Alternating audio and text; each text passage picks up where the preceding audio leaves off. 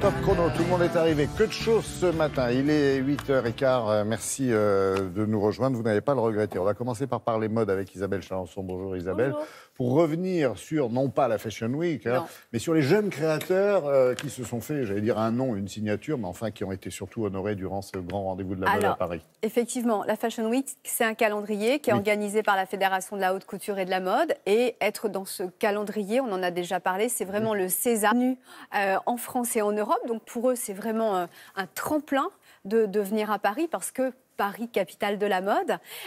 Donc, ce sont les marques Beautiful People. Alors, il n'a pas eu de chance, le pauvre, le créateur. Il a été malade. Vous imaginez venir à Paris pour défiler et ne pas être présent à son défilé. Donc, je n'ai pas pu le rencontrer. Vous avez la marque Andrea Lage aussi, que l'on voit derrière.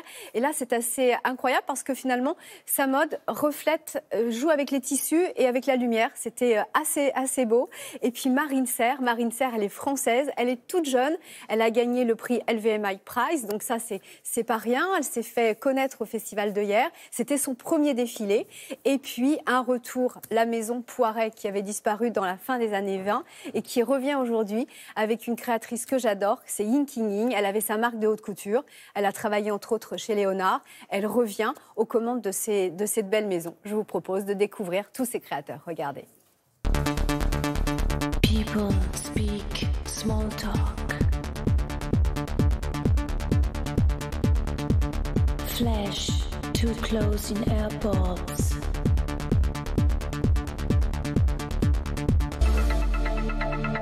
Paris est la capitale de la diversité créative et nous mettons beaucoup l'accent sur la création comme fer de lance de la Fashion Week. On a une sélection très rigoureuse. Parmi les nouveaux entrants, on connaissait le talent de Beautiful People et d'Ilinori, donc le créateur. On voit bien cette combinaison subtile entre une sophistication très aiguë et puis une forme aussi de minimalisme, enfin un mélange entre les deux qui est très réussi.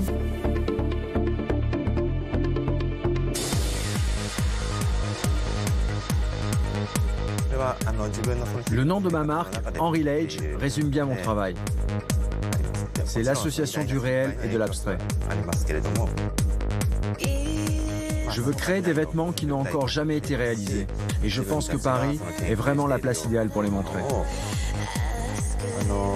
Pour ce défilé, j'ai voulu associer les vêtements à la lumière. Et j'ai décliné une collection dont les tissus mettent en avant des procédés technologiques qui réagissent aux différentes sources lumineuses.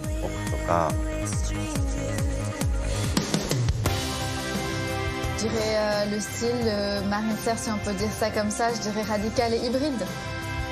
Ce qui est important, c'est l'énergie avec laquelle cette collection a été faite. C'est toute la première partie de la collection qui sera basée sur des vêtements extérieurs avec cette idée d'utilitaire. Et puis surtout la dernière partie qui sont faites qu'avec des pièces récupérées. Le mot d'ordre sur cette collection, c'est vraiment future wear.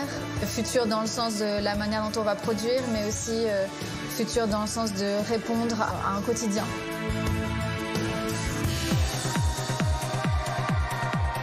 Alors c'est la marque Poiret, c'est un cadeau qu'on reçoit, qu'on peut regarder et réinterpréter aujourd'hui et essayer de construire quelque chose pour le futur.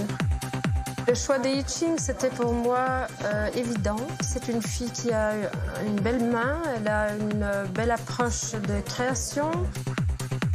J'ai voulu proposer une possibilité d'être sensuelle, sans excès, avec assurance, avec conscience.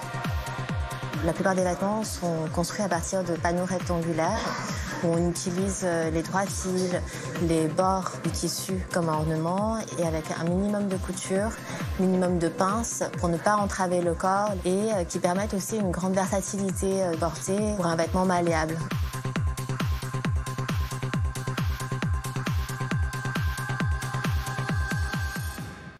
Bon, super, c'est l'avenir, ils sont tendance, on l'a compris. C'est jamais ce qu'ils sont écolos, Isabelle. Ah ben justement, c'est justement la tendance de ces créateurs. Ils font attention à notre planète et ils sont de plus en plus nombreux à réutiliser des vêtements, des anciens tissus pour recréer du neuf. Donc ça, c'est un discours qu'il faut suivre. Merci.